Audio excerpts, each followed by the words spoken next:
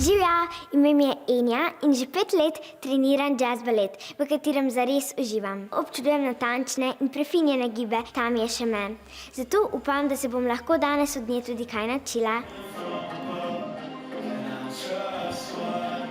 V katerih cirkuških disciplinah nastopaš? Obroč v zraku, svila v zraku, trapez, tudi na drogu. Se ukvarjam tudi s hula hoopi, s kakšnimi ravnotežnimi disciplinami, akrobatiko in tako naprej. Najraje imam pa zračno svilo. Predvidevam, da se ne bojiš višine. Smešno dejstvo, ampak se bojim višine.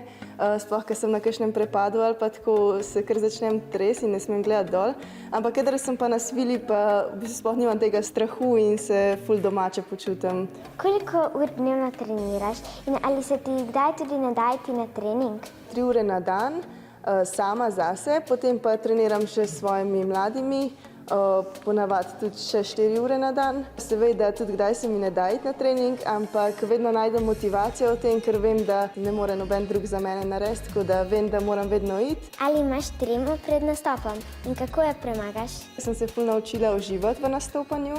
Včasih pa sem imela ful težave s tremo, potem sem pa začela hoditi k športni psihologinji, sem se naučila dihalnih vaj in tehnik sproščanja, tako da zdaj to vedno naredim pred nastopom in potem dejansko nimam treme in samo uživam. Poučuješ tudi mlade v cirkuških disciplinah?